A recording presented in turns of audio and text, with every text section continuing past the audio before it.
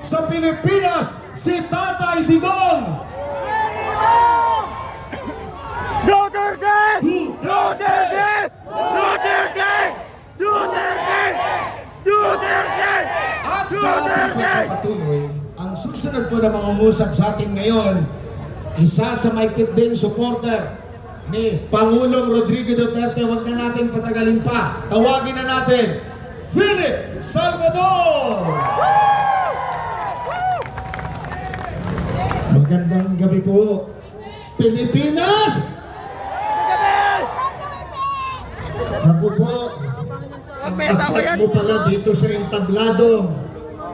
Dito mo makikita kung ganong karami ang nagmamahal kay Tatay Digong.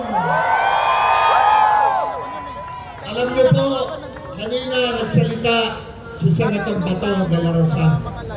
Ramdam na ramdam ko ang puso niya. Nanggagalaiti siya, nanggigigil siya. Kasi wala siya sa tabi ni Tatay Digong nung mangyaring kidnapin siya at ipinamigay sa ICC. Ramdam na ramdam ko po! Alam ko, ramdam niyo rin siya! Opo, ramdam na ramdam namin! Umiiyak ang kanyang puso! Umiiyak ang sambayanang Pilipino!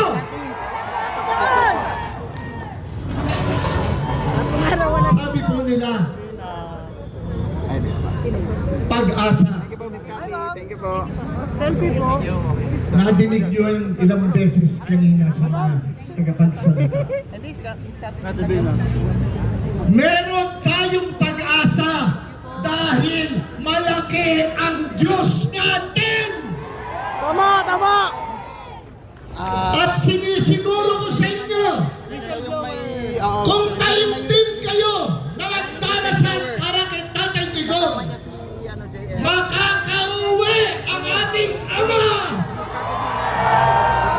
Siya yung maglalabas ng USB kapag may nangyari sa kanya. Kaya hindi na nilalabas.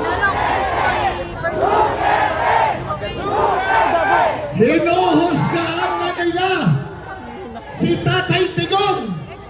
Kriminal daw.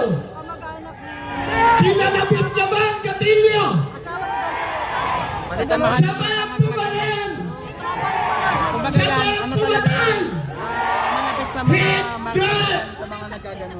Pero ano ginagawa